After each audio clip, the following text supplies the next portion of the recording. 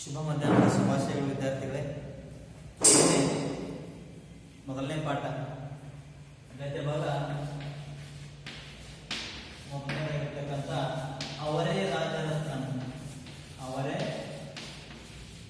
ರಾಜರತ್ನಂ ಅನ್ನುವ ಈ ಒಂದು ಗದ್ಯ ಭಾಗವನ್ನ ನೋಡ್ತಾ ಇದ್ದೀವಿ. ಇಲ್ಲಿ ಇದನ್ನು ಬರೆದಿರ್ತಕ್ಕಂಥ ಏನಪ್ಪ ಅಂದ್ರೆ ಕೆ.ಪಿ. ಪೂರ್ಣಚಂದ್ರ ತೇಜಸ್ವಿ. ಕೆ.ಪಿ. ಪೂರ್ಣಚಂದ್ರ ತೇಜಸ್ವಿ ಅಂತ ಹೇಳಿ ನಿನ್ನೆ ಅವರ ಒಂದು ಕಿರುಪರಿಚಯವನ್ನ ಹಾಗೇನೆ ಇಲ್ಲಿ ತೇಜಸ್ವಿ ಅವರು ತಮ್ಮ ಜೀವನದಲ್ಲಿ ಆಗಿರ್ತಕ್ಕಂಥ ಘಟನೆಯನ್ನ ವಿವರಿಸ್ತಾ ಇದ್ದಾರೆ. ಇಲ್ಲಿ ಯಾವ ರೀತಿಯಾಗಿ ಏನಪ್ಪ ಅಂದ್ರೆ ಅವರ ತಂದೆಗೆ ಕುವೆಂಪು ಅವರಿಗೆ ಅಣ್ಣ ಅಂತ ಹೇಳಿ ಸಂಬೋಧಿಸ್ತಾ ಇದ್ದಾರೆ ಇಲ್ಲಿ. ಆಮೇಲೆ ಕುವೆಂಪುರವರು ಆಶ್ರಮದಲ್ಲಿ ಆಗಿರ್ತಕ್ಕಂಥ ಒಂದು ಘಟನೆಯನ್ನು ಕೂಡ ಇಲ್ಲಿ ಹೇಳಿದ್ದು. ಆಮೇಲೆ ಅದನ್ನೇ ಮೇಲಿಂದ ಮೇಲೆ ಹೇಳ್ತಾ ಮಕ್ಕಳಿಗೆ ಅಲ್ಲಿ ಭಿಕ್ಷಕ್ಕೆ ಏನಂದ್ರೆ ಬರ್ತಕ್ಕಂಥವರು ಯಾವ ರೀತಿಯಾಗಿರ್ತಾರೆ, ಹಾಗೇನೆ ಅವರಿಗೆಲ್ಲ ಏನಂದ್ರೆ ಮೇಲಿಂದ ಮೇಲೆ ಭಿಕ್ಷೆ ಹಾಕಿ ಪ್ರೋತ್ಸಾಹ ನೀಡಬಾರ್ದು ಅಂತ ಹೇಳಿದ್ರು. ಆದರೂ ಕೂಡ ಅವ್ರ ತಾಯಿ ಹೇಮಾವತಿ ಅವರು ಏನ್ ಮಾಡ್ತಾ ಇದ್ದಾರಪ್ಪ ಅಂದ್ರೆ ಅಲ್ಲಿ ತಮ್ಮ ಮನೆ ಹತ್ರ ಬರ್ತಾ ಇರ್ತಕ್ಕಂಥ 2-3 ಜನ ಕುಷ್ಠರೋಗಿಗಳಿಗೆ ಏನ್ ಮಾಡ್ತಾ ಇದ್ರು, ಊಟ ಹಾಕ್ತಾ ಇದ್ರು ಅಂತ ಹೇಳ್ಬಹುದು ಇಲ್ಲಿ. ಆದ್ರೆ ಮಕ್ಕಳೆಲ್ಲ ಏನ್ ಮಾಡ್ತಿದ್ರಪ್ಪ ಅಂದ್ರೆ ತೇಜಸ್ವಿ ಮತ್ತು ಇವ್ರ ಸಹೋದರದ ಎಲ್ಲ ತಂದೆ ಹೇಳಿದಂತೆ ದಿನಾಲೂ ಕೂಡ ಯಾರಾದ್ರೂ ಅಪರಿಚಿತರು ಬಂದ್ರೆ ಇವರೆಲ್ಲ ಏನ್ ಮಾಡ್ತಿದ್ರು, ಮುಂದೆ ಹೋಗಪ್ಪ ಅಂತ ಹೇಳಿ ಆ ಬಂದಿರ್ತಕ್ಕಂಥ ವ್ಯಕ್ತಿಯನ್ನ ಮುಂದೆ ಕಳಿಸ್ತಕ್ಕಂಥ ಒಂದು ಕಾರ್ಯವನ್ನ ಮಾಡ್ತಾ ಇದ್ರು ಅಂತ ಹೇಳ್ಬಹುದು ಇಲ್ಲಿ. ಈಗ ಮುಂದಿನದಾಗಿ ಒಂದು ಸಾರಿ ಬಿಳಿಯ ಅಡ್ಡ ಪಂಚೆ ಹಾಗೂ ಬಿಳಿಯ ಅಂಗಿ, ಮೈ ಮೇಲೆ ನಸು ಕಂದು ಧೋತ್ರ ಹೊದ್ದವರೊಬ್ಬರು ನಮ್ಮ ಮನೆಯ ಬಾಗಿಲು ತೆರೆಯಲು ಸಾಹಸ ಪಡುತ್ತಿದ್ದುದನ್ನು ನೋಡಿದೆವು. ನೋಡ್ರಿ, ಒಂದು ದಿನ ಏನಪ್ಪ ಅಂದ್ರೆ ಒಂದ್ಸಾರಿ ಒಬ್ಬ ವ್ಯಕ್ತಿ ಬಂದಿದ್ರು. ಅವರು ಎಂತ ಒಂದು ವೇಷಭೂಷಣಗಳನ್ನು ಧರಿಸಿದ್ರಪ್ಪ ಅಂದ್ರೆ ಬಿಳಿಯ ಒಂದು ಪಂಚೆಯನ್ನ ಅಡ್ಡ ಪಂಚೆಯನ್ನ ಹಾಕೊಂಡಿದ್ರು. ಆಮೇಲೆ ಬಿಳಿಯ ಒಂದು ಅಂಗಿಯನ್ನು ಕೂಡ ಧರಿಸಿದ್ರು ಅವರು.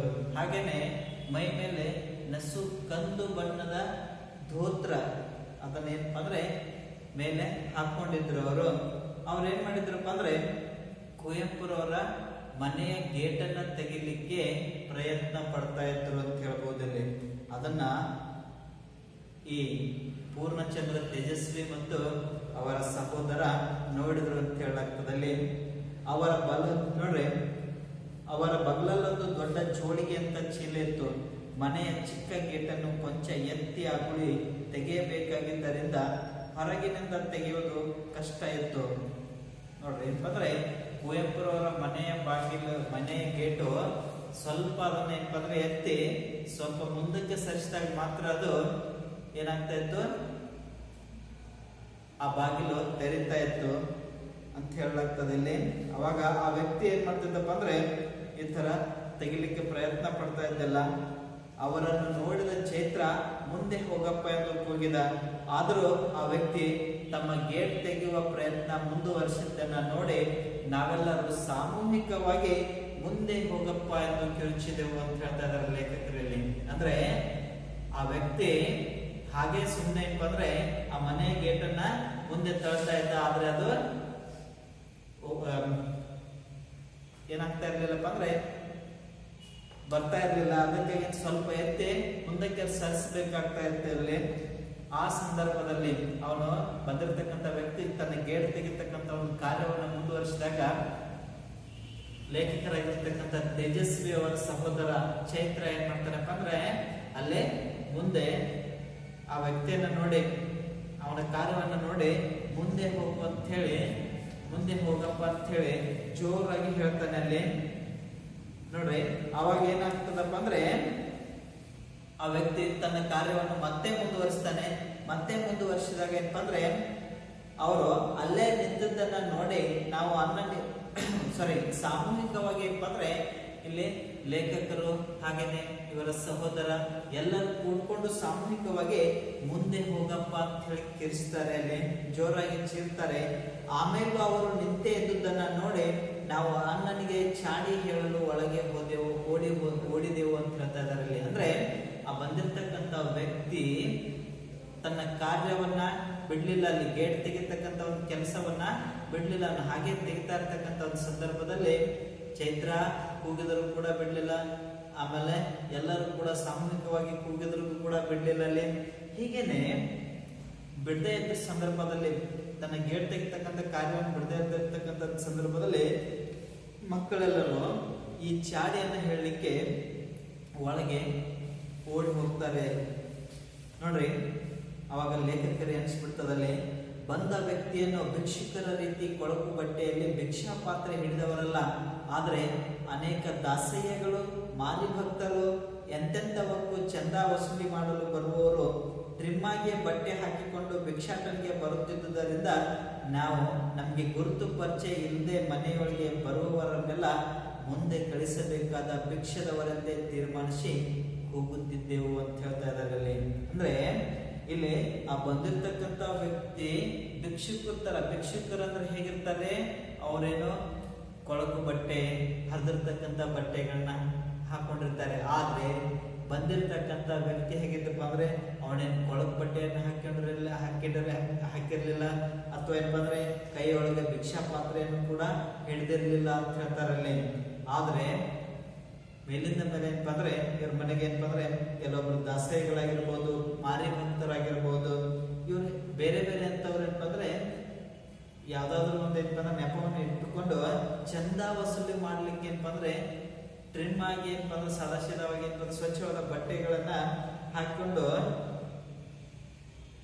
ಏನಪ್ಪ ಅಂದ್ರೆ ಭಿಕ್ಷಾಟನೆಗೆ ಬರ್ತಾ ಇರ್ತಕ್ಕಂಥವ್ರನ್ನು ಕೂಡ ಕಂಡಿದ್ರು. ಅದಕ್ಕಾಗಿ ಇವ್ರು ಯಾರೇ ಕೂಡ ಏನಪ್ಪ ಅಂದ್ರೆ ಗುರುತು ಪರಿಚಯ ಇಲ್ಲದವರು ಮನೆಗೆ ಬಂದಿರ್ತಕ್ಕಂಥ ಸಂದರ್ಭದಲ್ಲಿ ಮಕ್ಕಳೆಲ್ಲ ಕೂಡ ಏನ್ ಮಾಡ್ತಾ ಇದ್ರಪ್ಪ ಅಂದ್ರೆ ಮುಂದೆ ಕಳಿಸ್ಬೇಕಾಗಿರ್ತಕ್ಕಂಥ ಏನಪ್ಪ ಅಂದ್ರೆ ಭಿಕ್ಷುಕರನ್ನೇ ತಿಳಿದು ಅವ್ರನ್ನ ಏನ್ ಮಾಡ್ತಿದ್ರಪ್ಪ ಅಂದ್ರೆ ಮುಂದೆ ಕಳಿಸಿ ಅವ್ರ ಮುಂದೆ ಹೋಗಪ್ಪ ಅಂತ ಹೇಳಿ ಕೂಗಿ ಏನಪ್ಪ ಅಂದ್ರೆ ಕಳಿಸ್ತಾ ಇದ್ರು ಅಂತ ಹೇಳ್ತಾ ಇದಾರೆ ಲೇಖಕರು. ಅಣ್ಣನ ಬಳಿ ಹೋಗಿ, ಅಂದ್ರೆ ಈ ಮಕ್ಕಳೆಲ್ಲ ಏನಪ್ಪ ಅಂದ್ರೆ ಆ ಬಂದಿರತಕ್ಕಂತ ವ್ಯಕ್ತಿ ತಮ್ಮ ಗೇಟ್ ತೆಗಿತಕ್ಕಂತ ಒಂದು ಕೆಲಸವನ್ನ ಮುಂದುವರಿಸ್ತಾರೆ. ಅದನ್ನು ಮುಂದುವರಿಸಿರ್ತಕ್ಕಂಥ ಒಂದು ಸಂದರ್ಭದಲ್ಲಿ ಈ ಮಕ್ಕಳೆಲ್ಲ ಓಡಿ ಹೋಗಿ ತಮ್ಮ ತಂದೆ ಆಗಿರ್ತಕ್ಕಂಥ ಕುವೆಂಪುರವರಿಗೆ ಏನ್ ಮಾಡ್ತಾರೆ, ಇಲ್ಲಿ ಚಾಡಿ ಹೇಳಿಕೆ ಹೋಗ್ತಾರಲ್ಲಿ. ಅವಾಗ ಏನ್ ಹೇಳ್ತಾರೆ ನೋಡ್ರಿ, ಮಕ್ಕಳು ಯಾವುದೋ ಒಬ್ಬ ಮುಂದೆ ಹೋಗುವಂದರು ಹೋಗದೆ ನಿಂತೇ ಇದ್ದಾನೆ ಎಂದು ಚಾಡಿ ಹೇಳಿದು ಅಂತ ಹೇಳ್ತಾರಲ್ಲ. ಹೋಗಿ ಬಂದ್ರೆ ಕುವೆಂಪುರವ್ರ ಹತ್ರ ಮಕ್ಕಳು ಹೇಳ್ತಾರೆ, ಅಲ್ಲಿ ಅಣ್ಣ ಅಲ್ಲಿ ಯಾರೋ ಏನಪ್ಪಂದ್ರೆ ಮುಂದೆ ಹೋಗು ಅಂತ ಹೇಳಿದ್ರು ಕೂಡ ಏನಪ್ಪಂದ್ರೆ ಆ ವ್ಯಕ್ತಿ ಹೋಗದೆ ಹಾಗೆ ನಿಂತೇ ಇದ್ದಾನೆ ಅಂತ ಹೇಳಿ ಮಕ್ಕಳು ಹೇಳ್ತಾರಲ್ಲಿ. ಅವಾಗ ಅಣ್ಣ ಹೊರಬಂದು ನೋಡಿದವರೇ ಅವರ ಗುರುತು ಹಿಡಿದು ಓಹೋ ಬನ್ನಿ ಬನ್ನಿ ಎಂದೆನ್ನುತ್ತಾ ಅವರೇ ಸಹಸ್ರ ಮುಂದುವರೆದು ಗೇಟ್ ತೆಗೆದು ತಟ್ಟಿ ಪಂಚೆಯ ಮನುಷ್ಯನನ್ನು ಕರೆದುಕೊಂಡು ಬಂದರು. ನೋಡ್ರಿ, ಯಾರಿರ್ಬಹುದು ಈ ಮನುಷ್ಯ ಅಂತ ಹೇಳಿ ಕುವೆಂಪುರವ್ರು ಏನ್ ಮಾಡ್ತಾರಪ್ಪ ಅಂದ್ರೆ ಬಂದಿರತಕ್ಕಂಥ ವ್ಯಕ್ತಿ ಯಾರಿರ್ಬಹುದು ಅಂತ ತಿಳ್ಕೊಳ್ಳಿಕ್ಕೆ ಮಕ್ಕಳೆಲ್ಲ ಹೀಗೆಲ್ಲ ಯಾವನೋ ಏನಪ್ಪ ಅಂದ್ರೆ ಅಲ್ಲೇ ಮುಂದೆ ಹೋಗೋದು ಕೂಡ ಹೋಗ್ತಾ ಇಲ್ಲ, ಹಾಗೆ ಗೇಟ್ ತೆಗಿತಾ ಇದ್ದಾನೆ ಅಂತ ಹೇಳಿದಾಗ ಅವಾಗ ಏನಾಗ್ತದಪ್ಪ ಅಂದ್ರೆ ಇದು ಯಾರಿರ್ಬಹುದು ಅಂತ ಹೇಳಿ ಏನಪ್ಪ ಅಂದ್ರೆ ಆಶ್ಚರ್ಯಚಕಿತರಾಗಿ ಕುವೆಂಪುರವರು ತಾವೇ ಹೊರಗೆ ಬಂದು ನೋಡ್ತಾರೆ.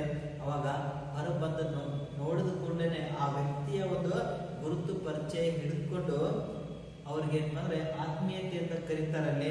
ಓಹೋ ಬನ್ನಿ ಬನ್ನಿ ಅಂತ ಹೇಳಿ ಏನ್ ಮಾಡ್ತಾರೆ, ಅವರಿಗೆ ಮನೆಯಲ್ಲಿ ಸ್ವಾಗತವನ್ನ ಮಾಡ್ಕೊಳ್ತಾರಲ್ಲಿ. ಅಂದ್ರೆ ಅವರೇ ತಾವೇ ಮುಂದಾಗಿ ಹೋಗಿ ಏನ್ ಮಾಡ್ತಾರಪ್ಪ ಅಂದ್ರೆ ಗೇಟ್ ತೆಗಿತಾರೆ. ಇಲ್ಲಿ ಆ ದಟ್ಟಿ ಪಂಚೆಯ ಮನುಷ್ಯನನ್ನ ಏನ್ ಮಾಡ್ತಾರೆ ಮನೆ ಒಳಕ್ಕೆ ಕರ್ಕೊಂಡು ಬರ್ತಾರಲ್ಲಿ. ನೋಡ್ರಿ, ಮುಂದೆ ಹೋಗು ಎಂದು ಹೇಳಿದ ಮನುಷ್ಯನಿಗೆ ಸಿಕ್ಕ ಮರ್ಯಾದೆಯನ್ನ ನೋಡಿ ನಾವು ಅಪ್ರತಿಭರಾಗಿ ನಿಂತಿದ್ದೆವು. ನೋಡ್ರಿ, ಮಕ್ಕಳೆಲ್ಲ ಏನಪ್ಪ ಅಂದ್ರೆ ಬಂದಿರ್ತಕ್ಕಂಥ ವ್ಯಕ್ತಿಯ ಗುರುತು ಪರಿಚಯ ಇಲ್ಲದೆ ಏನಪ್ಪ ಅಂದ್ರೆ ಹೇಗೇಗೋ ಭಿಕ್ಷುಕ ಅಂತ ಹೇಳಿ ತಿಳ್ಕೊಂಡು ಅವನಿಗೆ ಒಂದ್ಸಾರಿ ಚೈತ್ರ ಮುಂದೆ ಹೋಗಪ್ಪ ಅಂತ ಹೇಳಿ ಕೂಗಿದ್ದ. ಅದೇ ರೀತಿಯಾಗಿ ಏನಪ್ಪ ಅಂದ್ರೆ ಎರಡನೇ ಸಾರಿ ತೇಜಸ್ವಿ, ಚೈತ್ರ ಹೀಗೆ ಎಲ್ಲರೂ ಸಾಮೂಹಿಕವಾಗಿ ಏನ್ ಮಾಡಿದ್ರಪ್ಪ ಅಂದ್ರೆ ಮುಂದೆ ಹೋಗಪ್ಪ ಅಂತ ಹೇಳಿ ಕಿರ್ಚಿದ್ರಲ್ಲಿ. ಆದ್ರೂ ಕೂಡ ವ್ಯಕ್ತಿ ಅಲ್ಲಿ ಗೇಟ್ ತೆಗಿತಕ್ಕಂತ ಒಂದು ಪ್ರಯತ್ನ ಮಾಡ್ತಾ ಇದ್ದಲ್ಲಿ. ಅಂದ್ರೆ ಇಷ್ಟೆಲ್ಲ ಮುಂದೆ ಹೋಗುವಂತ ಹೇಳ್ತಕ್ಕಂಥ ವ್ಯಕ್ತಿಗೆ ಒಂದು ಆದರಾತಿಥ್ಯ ಎಷ್ಟು ಸಿಗ್ತಾ ಇರ್ತಕ್ಕಂಥ ಒಂದು ಆದರಾತಿಥ್ಯನ ಕಂಡು ಅಲ್ಲಿ ಸಿಗ್ತಕ್ಕಂಥ ಆ ವ್ಯಕ್ತಿಗೆ ಸಿಗ್ತಕ್ಕಂಥ ಒಂದು ಮರ್ಯಾದೆಯನ್ನು ಕಂಡು ಆಶ್ಚರ್ಯಚಕಿತರಾಗಿ ಹೋದ್ರು ಇವರೆಲ್ಲ.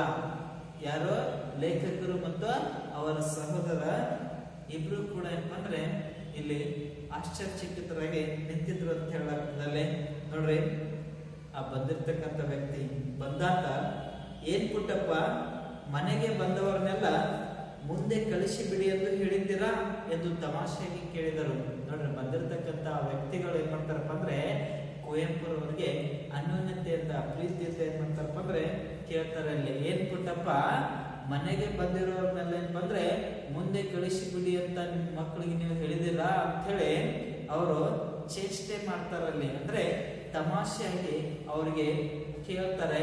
ಅದಕ್ಕ ಕುವೆಂಪುರವ್ರು ಏನ್ ಹೇಳ್ತಾರೆ ನೋಡ್ರಿ, ಅದಕ್ಕೆ ಅಣ್ಣ ನಮ್ಮ ಕಡೆ ತಿರುಗಿ ಇವರು ಯಾರು ಗೊತ್ತಾ ಎಂದು ಕೇಳಿದರು. ಅವಾಗ ಆ ಸಂದರ್ಭದಲ್ಲಿ ಏನ್ ಬಂದ್ರೆ ಆ ವ್ಯಕ್ತಿ ಹೇಳಿದ ಕೂಡ್ಲೇನೆ, ಆ ವ್ಯಕ್ತಿ ಬಂದಿರತಕ್ಕಂತ ವ್ಯಕ್ತಿ, ನಿಮ್ ಮನೆಗೆ ಬಂದವ್ರನ್ನೆಲ್ಲ ಮುಂದೆ ಕಳಿಸ್ಬಿಡಿ ಅಂತ ಹೇಳಿ ಮಕ್ಕಳಿಗೆ ಹೇಳಿದ್ದೀರಾ ಅಂತ ಹೇಳಿ ಕೇಳಿದಾಗ, ಅವಾಗ ಕುವೆಂಪುರವರು ಏನ್ ಮಾಡ್ತಾರೆ, ತಮ್ಮ ಮಕ್ಕಳ ಕಡೆಗೆ ಮುಖ ಮಾಡಿ ಅವ್ರು ಕೇಳ್ತಾರೆ, ಇವ್ರು ಯಾರು ಗೊತ್ತಾ ಅಂತ ಹೇಳಿ ಮಕ್ಕಳಿಗೆ ಕೇಳ್ತಾರೆ.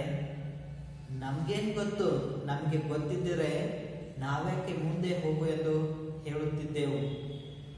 ಅಂದ್ರೆ ಮಕ್ಕಳು ಹೇಳ್ತಾರೆ, ನಮ್ಗೇನ್ ಗೊತ್ತು, ನಮ್ಗೆ ಗೊತ್ತಿದ್ದಿದ್ರೆ ನಾವು ಆ ವ್ಯಕ್ತಿಯನ್ನು ಮುಂದೆ ಹೋಗು ಅಂತ ಹೇಳಿ ಯಾಕೆ ಹೋಗ್ತಾ ಇದ್ದೀವಿ ಅಂತ ಹೇಳಿ ಹೇಳ್ತಾರಲ್ಲಿ.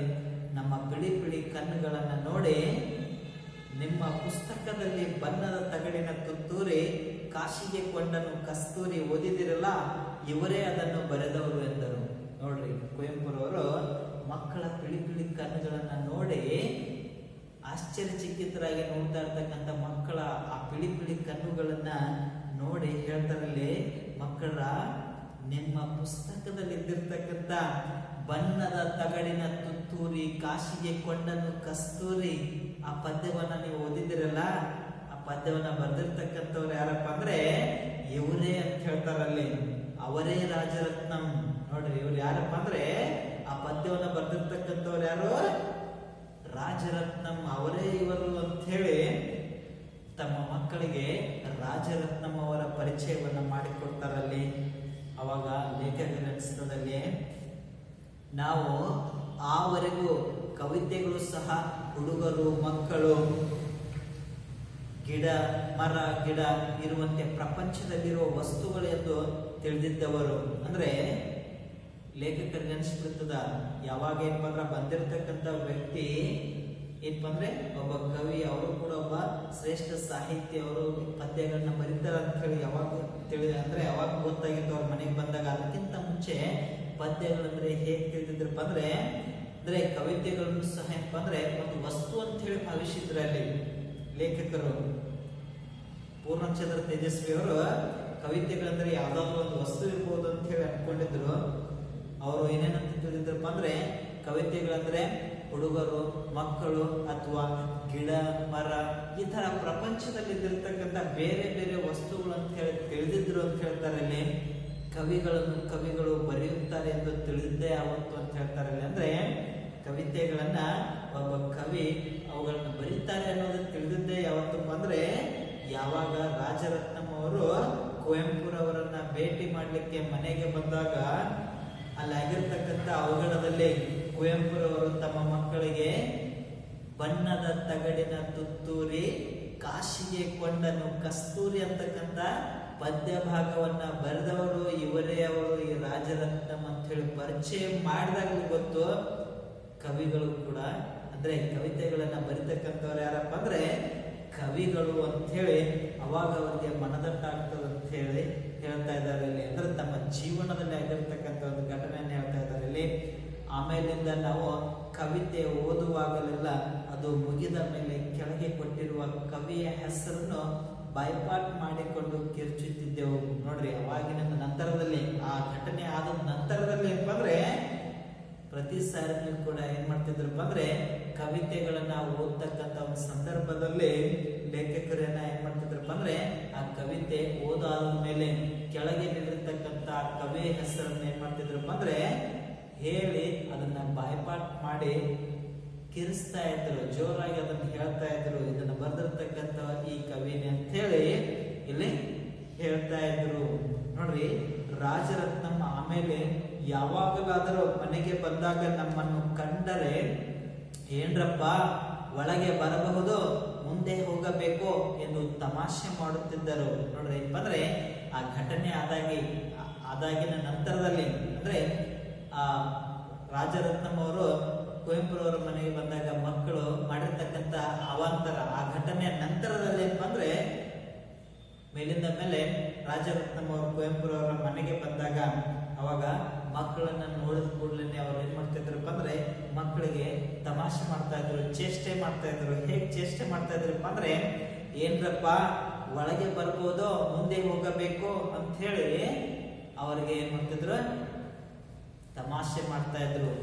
ಎಸ್, ಈ ತರ ಈ ಒಂದು ಗದ್ಯ ಭಾಗದಲ್ಲಿ ಲೇಖಕರಾಗಿರ್ತಕ್ಕಂಥ KP ಪೂರ್ಣಚಂದ್ರ ತೇಜಸ್ವಿ ಅವರು ತಮ್ಮ ಜೀವನದಲ್ಲಿ ಆಗಿರ್ತಕ್ಕಂಥ ಅವಘಡ ಅಂದ್ರೆ ಒಬ್ಬ ವ್ಯಕ್ತಿಯ ಪರಿಚಯ ನಮ್ಗೆ ಇಲ್ಲದೆ ಹೋದಾಗ, ಆ ವ್ಯಕ್ತಿಯನ್ನು ನಾವು ಕಂಡಿರದೆ ಇರ್ತಕ್ಕಂಥ ಒಂದು ಸಂದರ್ಭದಲ್ಲಿ ಅವರು ಅಕಸ್ಮಾತ್ ಆಗಿ ನಮ್ಮ ಮನೆಗೆ ಬಂದ್ರೆ ಎಂತ ಅನಾಹುತಗಳಾಗ್ತವೆ. ಆ ವ್ಯಕ್ತಿಯ ಬಗ್ಗೆ ನಾವು ತಿಳಿದಿದ್ರು ಕೂಡ ವ್ಯಕ್ತಿಯನ್ನ ನೋಡದೆ ಹೋದಾಗ ಎಂತ ಒಂದು ಕಷ್ಟಗಳಾಗ್ತವೆ, ಎಂತ ಒಂದು ಏನಪ್ಪ ಅಂದ್ರೆ ಅವರಿಗೆ ಅನುಮಾನಗಳು ಉಂಟಾಗ್ತವೆ. ಅದೇ ರೀತಿಯಾಗಿ ಆ ವ್ಯಕ್ತಿಯ ಬಗ್ಗೆ ಏನಪ್ಪ ಅಂದ್ರೆ ನಮ್ಗೊಂದು ರೀತಿಯಾಗಿ ಅನುಮಾನಗಳು ಉಂಟಾಗ್ತವೆ, ಹೇಗೆಲ್ಲ ಅವಾಂತರಗಳಾಗ್ತವೆ ಅನ್ನೋದು ಈ ಒಂದು ಗದ್ಯದ ಮೂಲಕ ಇಲ್ಲಿ ಲೇಖಕರು ತೇಜಸ್ವಿಯವರು ನಮ್ಗೆ ತಿಳಿಸಿಕೊಟ್ಟಿರ್ತಕ್ಕಂಥದ್ದು ಅಂತ ಹೇಳಲಾಗ್ತದೆ ವಿದ್ಯಾರ್ಥಿಗಳೇ.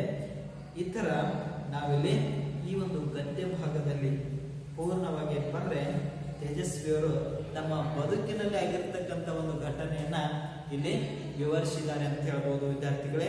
ಈ ಒಂದು ಗದ್ಯ ಭಾಗದ ಒಂದು ಪ್ರಶ್ನೋತ್ತರಗಳನ್ನ ಆಗಲೇ ನಿಮ್ಗೆ ಏನಪ್ಪ ಅಂದ್ರೆ ನಾವು ಕಳಿಸಿರ್ತಕ್ಕಂಥದ್ದಿದೆ ಪ್ರಶ್ನೋತ್ತರಗಳನ್ನ. ಈ ಪ್ರಶ್ನೋತ್ತರಗಳನ್ನ ಓದಿ. ಧನ್ಯವಾದಗಳು ವಿದ್ಯಾರ್ಥಿಗಳು.